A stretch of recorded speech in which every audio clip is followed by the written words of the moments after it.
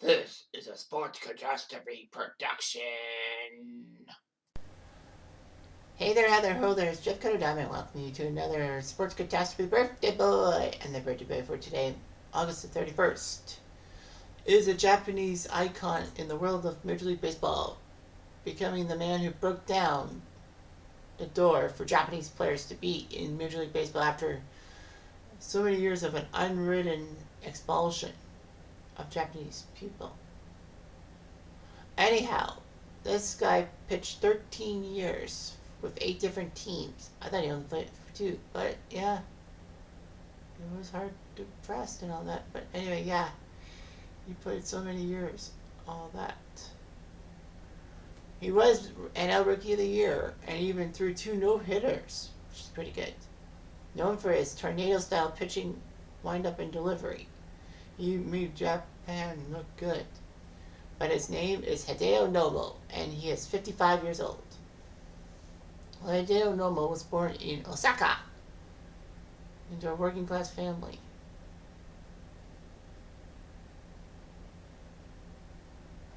He as a youth knew that rotating from having his back turned to his target would help him add speed to his pitches. Nomo went to a high school and grew to be 6'2", 201 pounds. But he was not selected in the Japanese draft because of his control issues. So he joined an industrial league team and even slept with a tennis ball taped between his fingers in order to perfect his forkball grip.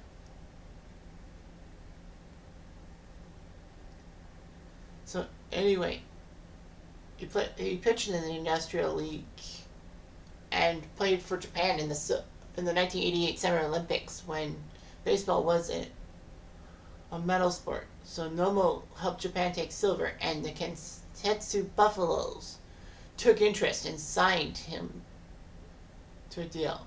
Nomo would debut with that team in 1990 and was 18-8, putting up 287 strikeouts, which was amazing. His unorthodox windup, when he turned his back to the hitter, raised his pivot leg and paused for a second before throwing. The delivery increased his pitch speed and made it more difficult for batters to spot the ball coming out of his hand. He won the Triple Crown that year for wins, ERA, and strikeouts in Japan baseball. He was very consistent. He would win 17 or 18 games each year. However, in 94, he would have a shoulder injury which would ruin him, in a sense. However, his forkball, of course, the pitch of which he had that tennis ball between his fingers, actually worked out quite well. Unfortunately, Nomo got in a dispute with Kentetsu afterwards. Nomo wanted an agent and a multi-year contract. Anyway, Nomo had an agent, Don Nomura, but he found a loophole in the Japanese player's contract to enable him to become a free agent. The voluntary retirement clause allowed a player who retired to play for whoever he wished after returning to active status. And the loophole was made, and Los Angeles signed him. Well, it was a natural fit. I mean, LA is in California, and there's a lot of Japanese players, people in California. Anyway, the whole thing was huge. I think the Japanese league decided to finally to close that loophole, in a sense. So Nomo would play for Bakersfield in the minor leagues, and then came up on May the 2nd, becoming the first Japanese-born major leaguer since Masanori Murakami in 1965. Now people will be thinking, wait a minute, he was the first Japanese player. No, he wasn't. Murakami. Strange as it is, the story was huge. The San Francisco Giants had a working agreement with the Tokyo Giants of Japan baseball, and Murakami was allowed to come over to San Francisco for 1965 and 66 and, play for them.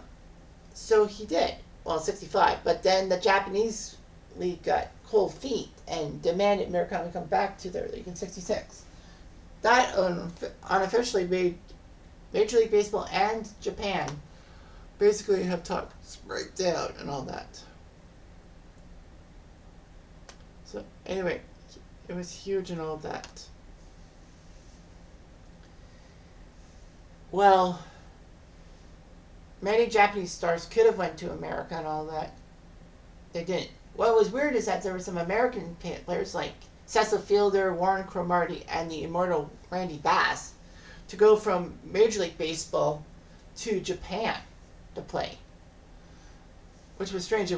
But they were kind of washed up in a sense. But a few players, well, Cecil Fielder, when he went to Japan, he just came off the Blue Jays roster and didn't do so well. But after a few years in Japan, the Tigers signed him, and he hit 50 or more home runs a couple of times. So, yeah, Japan can revitalize a player's contract. It revitalized Bobby Valentine's managerial conquest and all that once he went to Japan and went back to Major League Baseball. So, yeah, it's kind of awkward. But anyway, Japanese media and fans would actually be in attendance for the matches and all that. The Japanese media is really quite something, if you think about it. So anyway, his matches would be, Nomo's starts would be broadcast live in Japan, even though that most people would be waking up when he started games because of the time difference.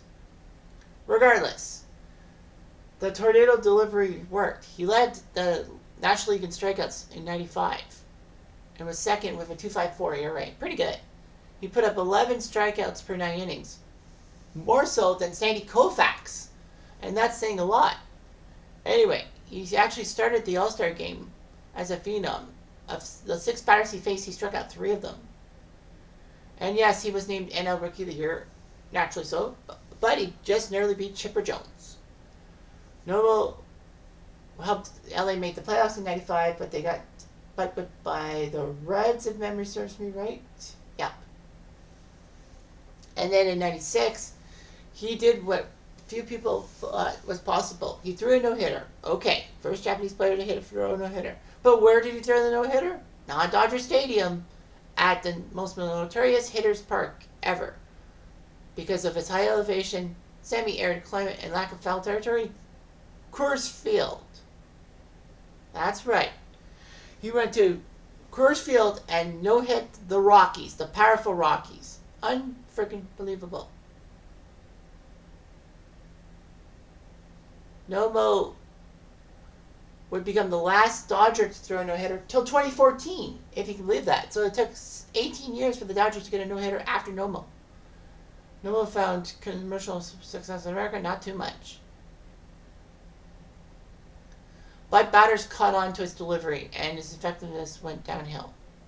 And all that. But he did get 200 strikeouts in each of his first 3 seasons, joining only Dwight Gooden as the guy to do that. Nomo unfortunately pitched poorly to start the 2008 season, 98 season, what am I thinking? At 2-7, and was dealt to the Mets. The Mets released him, and then he went to the Cubs, went to AAA, and was released because he didn't want to stay in AAA. So Milwaukee gave him a contract where he won 12 games with them. So it all worked out in a sense.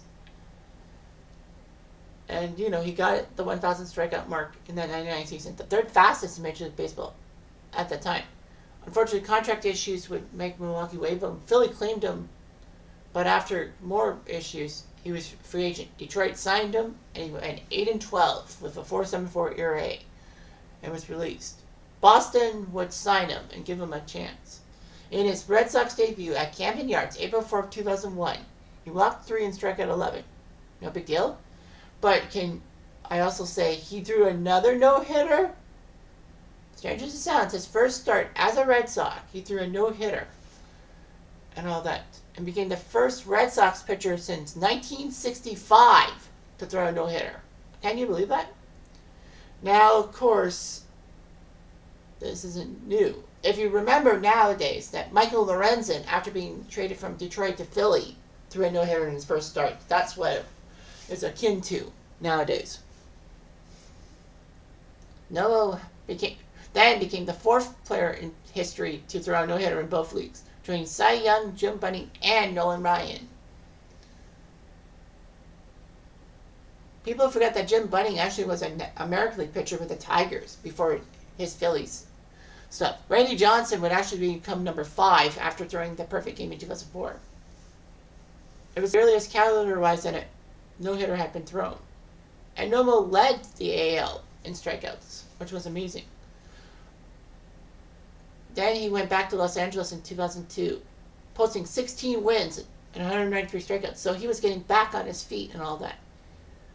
And then another 16-win season. However, injury and fatigue would start to catch up with him by 2004. He was 4-11 and with an 8.25 ERA. Actually, that's the worst ERA in history of a player to have 15 decisions in a season. So that didn't work out so well. He signed an $800K contract with Tampa at the 2005 spring training. And it was an incentive if he started 20 games. Nomo was released July 25th with a 7 ERA. And that was 2 days before he was going to make his 20th Major League start of the season against 700,000. I think it was a coincidence. I think so. The Yankees decided to pick him up off waivers to sign him to a minor league contract, but he stayed in the minors. Chicago gave him a minor league deal in 2006, but the White Sox released him. Then Nomo went to Venezuela, and then after that signed a minor league contract with the Royals. He was added to the 25-man roster, so he looked good. And on April 10th, 2008, for the first time in 5 years, 3 years, sorry, why am I thinking 5 years? He would make a Major League appearance. He was in relief against the Yankees. Yankees were up 4-1. Nomo loaded the bases, but actually managed to get Hideki Matsui, his fellow countryman, to strand the bases loaded. But unfortunately, he surrendered back-to-back home runs to A-Rod and Posada. That was enough for Kansas City. 19 days later, they released him, and then Nomo decided to retire. He was known as a tornado because his signature windup. He would slowly raise his arms above his head before lifting his front leg and twisting his torso until his back faced home plate. And then he hurled towards the plate with an explosive delivery that had the same arm speed. Nomo would win 123 Major League games in 78 in Japan, marking 200 overall. And it was inspirational for Japanese players such as Ichiro, Hideki Matsui, Daisuke, and many other Japanese stars, maybe Otani-san, to come to the States as well. And yeah, Nomo's one of 5 players to throw a no-hitter, one in the National League, one in the American League, and to date the only pitcher to throw a no-hitter at Coors Field or Camden Yards. Nomo was elected to the Japanese Baseball Hall of Fame in 2014, so he did everything, all that. There was actually a song called There's No One Like Nomo in 96.